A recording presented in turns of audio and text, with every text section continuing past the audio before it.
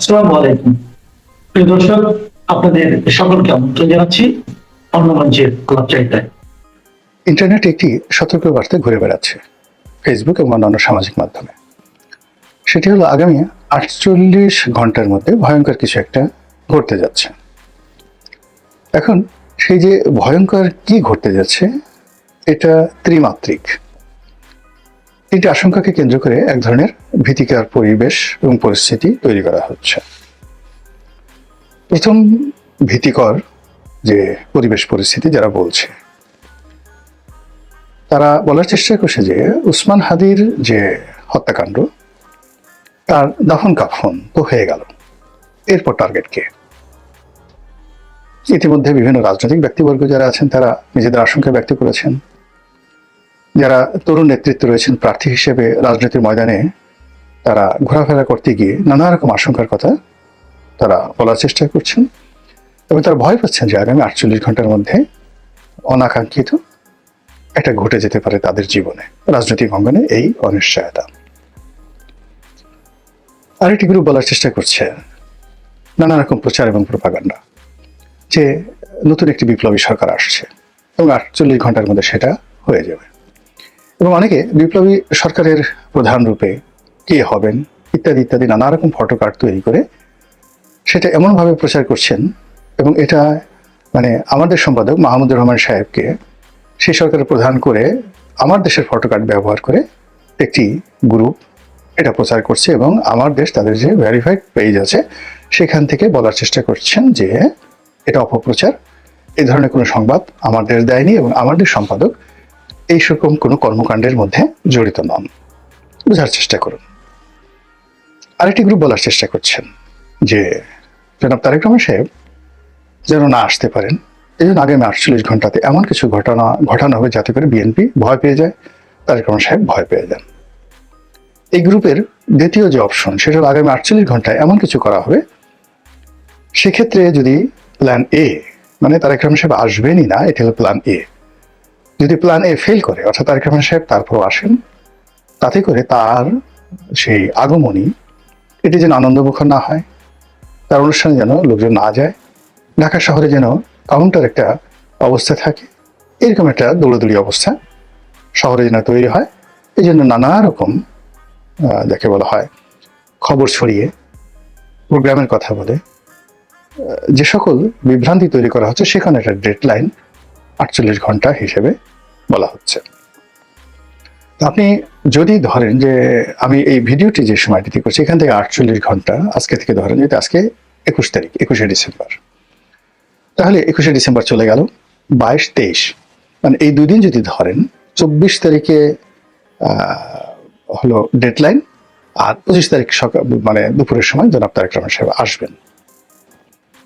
তাহলে ঘুরে ফিরে মোটামুটি 23 তারিখ রাত্রি অথবা 24 তারিখ দুপুর পর্যন্ত এই সময়টিকে 48 ঘন্টার একটা মাহেন্দ্রক্ষণ, মানে সেই মাহেন্দ্রক্ষণ একটি কিছু ঘটানোর জন্য প্রচার চালানো হচ্ছে। এর বাইরে আওয়ামী লীগের পক্ষ থেকে নানা রকম ফিসফাস, নানা রকম কথাবার্তা, যেগুলো এই বাংলাদেশে বসে আমাদের পক্ষে এগুলো উচ্চারণ করাটাও আমাদের পক্ষে উচিত না, সম্ভব না। কিন্তু আওয়ামী লীগের যে অসংখ্য বট বাহিনী এখন আছে, তারপর যারা মূল ধারার একসময় খুব সেলিব্রিটি ছিলেন গণমাধ্যমের, খুব বড় সাংবাদিক, রাজনৈতিক বিশ্লেষক, তারা প্রকাশ্যে দেশের বাইরে থেকে আগামী 48 ঘন্টার মধ্যে যে সকল ঘটনা ঘটতে পারে যে আশঙ্কার কথা বলছে, মানে এটা না বলাই ভালো, খুবই খারাপ কথা তারা বলছে। থার্ডলি হলো যে ভারত এই মুহূর্তে খুব উত্তেজনা দেখাচ্ছে প্রকাশ্যে, স্বয়ং নরেন্দ্র মোদী, মমতা ব্যানার্জি, শশী থারুরের মতো বিখ্যাত ব্যক্তি, ভারতের পররাষ্ট্র সচিব, মানে অমিত শাহ, অন্যান্য যে সকল কূটনৈতিক অঙ্গনের সরকার এবং বিরোধী দলে যারা আছেন, প্রায় সবাই বাংলাদেশের ব্যাপারে মারাত্মক প্রতিক্রিয়া দেখাচ্ছেন। ভারতের যে সকল সাংবাদিক বাংলাদেশ নিয়ে কন্টেন্ট তৈরি করেন, বিভিন্ন পত্রপত্রিকা লেখেন, সাক্ষাৎকার দেন, এমনকি বিবিসিতে কথাবার্তা বলেন, তারা সবাই বলার চেষ্টা করছেন যে ভারতের ধৈর্যের বাঁধ ভেঙে গেছে, এবং তারাও এই 48 আওয়ার্স শব্দটি উচ্চারণ করছে। আমি নিজে খুব অবাক হয়ে যে এই সকল বাক্যগুলো একসঙ্গে মিলল কি করে? এরা তো পরস্পর বিরোধী পক্ষ। তো কেউ যদি 48 আওয়ার্স বলে, তো অন্যরা রাগ হয়ে বলবে যে না, এখানে 48 আওয়ার্স হবে না, এটা 64 ঘন্টা হবে। আরেকজন বলবে না 24 ঘন্টা, আরেকজন বলবে না 30 ঘন্টা। কিন্তু এখানে এই মুহূর্তে বাংলাদেশ নিয়ে যারা উদ্বিগ্ন, বাংলাদেশের রাষ্ট্র ক্ষমতায় আসা, থাকা, যাওয়া ইত্যাদি নিয়ে যারা রীতিমতো ইঁদুর দৌড়ের উপরে আছেন, এই মুহূর্তে যারা রাজনৈতিক সুবিধা নিতে চাচ্ছেন বা সুবিধা হারাতে চাচ্ছেন, সকল পক্ষের মধ্যে একই সঙ্গে এই 48 আওয়ার্স যে শব্দটি, এটি কেন বের হয়ে গেল বা বের হয়ে যাচ্ছে, এটা নিয়ে আলোচনা করার চেষ্টা করব। প্রথম, আপনারা যারা নিশ্চিন্ত হতে চান যে কিছুই ঘটবে না, তারা হতে পারেন এই কারণে যে কখনো তারিখ ঘোষণা করে, ডেডলাইন দিয়ে কখনো মারামারি হয়নি, কখনো এরকম একেবারে সময়ক্ষণ মহেন্দ্রক্ষণ বর্ণনা করে পৃথিবীর কোনো দুর্ঘটনা অথবা সুঘটনা ঘটানো যায়নি। নর্মালি এই ধরনের পরিবেশ পরিস্থিতি তৈরি হয় সেই যাকে বলা হয় একটা আতঙ্ক এবং ভয় সৃষ্টির জন্য। এটা অর্ধেক আপনি ধরেন পৃথিবীর, মানে যাকে বলা হয় যত এই ধরনের আতঙ্ক ছড়ানো হয় তার 50% ভয়েড, 50% যাকে বলা হয় বোগাস, এবং কেবলই মাত্র স্বার্থ সিদ্ধির জন্য এই কাজগুলো করা হয়। তো সেই অর্থে 48 আওয়ার্সের মধ্যে কিছুই হবে না, অর্থাৎ 24 তারিখ পর্যন্ত কিছুই হবে না। যা কিছু হওয়ার বা যেভাবে স্বাভাবিকভাবে যা কিছু চলছে ওভাবেই চলবে। যে আতঙ্কের কথাগুলো বলা হচ্ছে সেই আতঙ্কের গুলো হয়তো ঘটবে না 50% ক্ষেত্রে। আর আরেকটি আতঙ্কের বিষয় রয়েছে, সেটি হলো যে যখন মানে সকল মানুষের মুখ দিয়ে, অন্তর দিয়ে, যাকে বলা হয় চোখ মুখ দিয়ে, পঞ্চ ইন্দ্রিয় দিয়ে একটি বিষয় অনুভূত হয় এবং মানুষের জবান দিয়ে একটি কথা বের হয়ে যায়, তখন সেটা প্রকৃতি ঘটিয়ে দেয়। উদাহরণ হিসেবে বলি, যেমন শেখ হাসিনা পালায় না, শেখ হাসিনা পালিয়ে যাবেন, বাংলাদেশে টিকতে পারবেন, এই কথাগুলো কিন্তু আগস্ট মাসের 5 তারিখের আগে, মানে যখন মেট্রো রেল পুরলো এবং শেখ হাসিনা যখন ওটা দেখতে গেলেন, ঠিক তার আগে তিনি খুব বড় করে বলেছিলেন যে শেখ হাসিনা পালায় না, সংবাদ সম্মেলনে পালাবে না। ওয়াজের কাদের বলেছিলেন যে মরে গেল পালাবো না, মির্জা ফখরুলের বাড়িতে গিয়ে উঠবো, থাকতে দেবেন তো। মানে এই যে তার যে কথা, এগুলো কান্নার মতো ছিল এই কথাগুলো। এখন এই কথাগুলো তিনি বলতে চাননি, কিন্তু তার মুখ দিয়ে কিন্তু বের হয়ে গেছে। শেখ হাসিনা কোনোদিন পালাবেন না, পালায় না, এই কথাগুলো তিনি বলতে চাননি বা অতীতে কখনো বলেনি, কিন্তু ওই সময় তার মুখ দিয়ে এই কথাগুলো কিন্তু বের হয়ে গেছে। টেকনাফ থেকে তেঁতুলিয়া পর্যন্ত সমস্ত মানুষ গত কয়েক বছর যাবৎ শুধু বলছিল যে আওয়ামী লীগের জন্য এমন একটা পরিণতি আসবে যে তাকে পালাতে হবে। একই অবস্থা বঙ্গবন্ধুর ক্ষেত্রে। বঙ্গবন্ধুর 15 আগস্টে যে নির্মম পরিণতি এলো, সেটা কিন্তু বঙ্গবন্ধুর যারা ঘনিষ্ঠজন তারা 1974 সনে টের পেয়েছিলেন। আমাকে একজন লোক বলছিলেন জনাব তাজউদ্দিন আহমেদ সম্পর্কে, ভদ্রলোকের নাম আমার মনে নয়, খুব সিনিয়র একজন পলিটিশিয়ান। তো তিনি সেই 1974 সনে দিল্লিতে যাচ্ছেন, তাজউদ্দিন সাহেব, এবং দিল্লি এয়ারপোর্টের তার সঙ্গে তার দেখা হলো। এবং তখন যে ভদ্রলোক আমাকে বলেছেন তিনি বঙ্গবন্ধুর খুব ঘনিষ্ঠজন ছিলেন, আর তাজউদ্দিন সাহেব তখন বঙ্গবন্ধুর বৃক্ষে পরিণত হয়েছিলেন, তাকে দেখতে পারতেন না। তো তখন তাজউদ্দিন সাহেব ওই ভদ্রলোকের হাত ধরে বলে যে দেখো, তোমার নেতা নিজেও মরবেন, আমাদেরকেও বাঁচতে দেবেন না। দেখুন, তাজউদ্দিন সাহেব মরেছেন, বঙ্গবন্ধু মরেছেন, এবং এই কথা 1 বছর আগে দিল্লি এয়ারপোর্টে তারা কিন্তু পরস্পর আলোচনা করেছে। এবার আমি আমার নিজের একটা অভিজ্ঞতার কথা বলি। 2012 সনে পার্লামেন্টারি কমিটির বৈঠক হচ্ছে। শেখ হাসিনা খুব ঘনিষ্ঠ একজন মানুষ, যিনি এমপি ছিলেন, মন্ত্রী ছিলেন, খুব বড় মন্ত্রী ছিলেন, এবং খুবই জ্ঞানী গুণী জাননেওয়ালা একজন লোক। এক নামে বলবেন, যেহেতু এখন তিনি জেলে আছেন, আমি এই কথাটা বলতে চাচ্ছি না, তার নামটা বলতে চাচ্ছি না, কিন্তু ঘটনা বলতে চাচ্ছি। তো 2012 সনে শেখ হাসিনা বক্তব্য দিচ্ছেন, কথাবার্তা বলছেন, এবং তার কথাবার্তার মধ্যে স্পষ্টতই ওই সময়টিতে জিদ প্রকাশ পাচ্ছিল, অহংবোধ প্রকাশ পাচ্ছিল, এবং তিনি কাউকে পাত্তা দিচ্ছিলেন না। যেমন তিনি বলছিলেন যে, দেখো, আল্লাহ আমাকে ক্ষমতা এনেছে, তোমরা কেউ আমাকে ক্ষমতা আনোনি। এমপিদের বলছিলেন, তোমাদের কোনো ক্ষমতা নেই, তোমরা সবাই কাটা খাওয়া বিলাই। জাস্ট এই কথাগুলো তিনি বলছিলেন। তারপরে তোমাদের লজ্জা নাই, শরম নাই, এবং তোমাদেরকে যদি মানে ওই কাটা খাওয়া বিলাইয়ের মতো কাটা দেওয়া হয়, সবাই গর্ত থেকে বের হয়ে আসে, আবার মানে বিলাইকে যেভাবে পাছার উপর বাড়ি দেওয়া হয় ওই গোপালগঞ্জের আঞ্চলিক ভাষায়, বিলাই আবার চোখের তলে পলায়, আবার সেই কাটা দিলে মিউ মিউ করে সামনে চলে আসে, তোমরা হলো সেই রকম। তো সকল মানুষ মাথা নিচু করে তার বক্তব্য শুনছিলেন।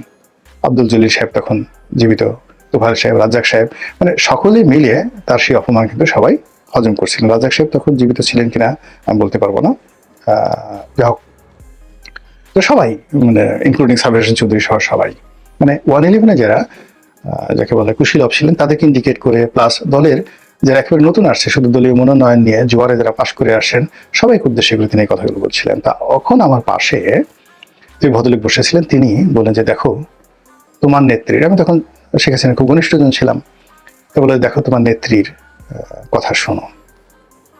ওনার মধ্যে একটা অহমিকা বোধ জন্ম নিয়েছে যে আওয়ামী লীগকে বাংলাদেশে তিনি পুনর্জন্ম দিয়েছেন,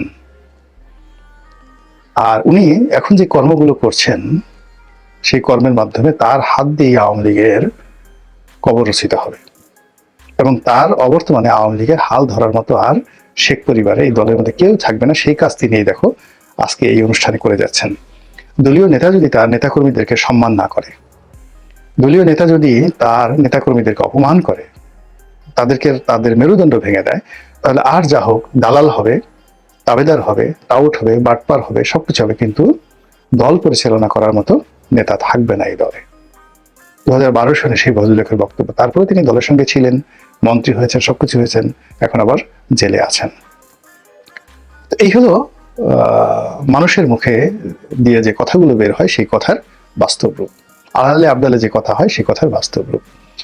তো এভাবে আপনি বেগম জিয়ার কথা চিন্তা করেন, তারেক রহমান সাহেবের কথা চিন্তা করেন, তাদের জীবনের যে খারাপ পরিণতিগুলো এসেছিল সেই খারাপ পরিণতিগুলো কিন্তু মানুষের মুখে মুখে ঘুরে ফিরে বেড়াত, এবং তাদের এখন যে সকল দুর্নাম বদনাম আছে রাজনৈতিক অঙ্গনে যাদেরই আছে, এই কথাগুলো কিন্তু সেই আগেই তাদের মুখ দিয়ে বের হয়ে গিয়েছিল।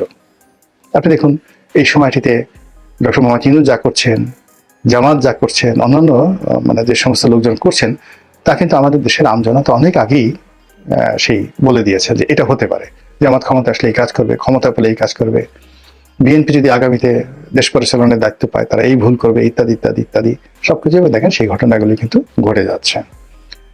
সেক্ষেত্রে 48 ঘন্টার যে টাইম ফ্রেম, এই টাইম ফ্রেম নিয়ে যখন 18 কোটি মানুষের যে বিরাট অংশ, সচেতন অংশ, তারা একই চিন্তা করবে, একই আতঙ্ক অনুভব করবে, এবং একই বিশ্বাস দ্বারা লালিত হবে, এবং তারা মনে করবে এরকম একটা কিছু ঘটা আসলে উচিত, মানে ঘটতে পারে, কিন্তু সেটা যে উচিত, ইট শুড বি, এটা দরকার, এটা প্রয়োজন, 48 ঘন্টা কিছু একটা ঘটা দরকার। এই জিনিসগুলো যখন মানুষের মধ্যে আসবে, অর্থাৎ তারা বর্তমান অবস্থা নিয়ে সন্তুষ্ট নয়, দুর্বিষহ সময় পার করছে, তাদের চোখের সামনে যা কিছু দেখছে, অল্টারনেটিভ যা কিছু দেখছে, সেই অল্টারনেটিভ বিষয়গুলো তাদের ভালো লাগছে না, নেতা পছন্দ হচ্ছে না, নেত্রী পছন্দ হচ্ছে না, কর্মকাণ্ড পছন্দ হচ্ছে না, কথাবার্তা পছন্দ হচ্ছে না, প্রতিদিন যে সকল দৃশ্য পছন্দ হচ্ছে না, তারা এর বাইরে অলৌকিক কিছু একটা চিন্তা করছে, সেই চুলকার, কবেকার, অন্ধকার, বিদিশা, নিশা, সেই বনলতা সেনের মতো।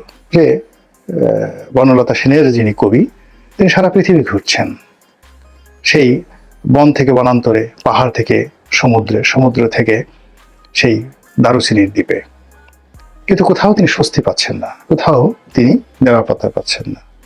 ঠিক সেই সময়টাতে নিজের মনের মধ্যে তার হঠাৎ করে উদয় হলো নাটোরের বনলতা সেনের কথা।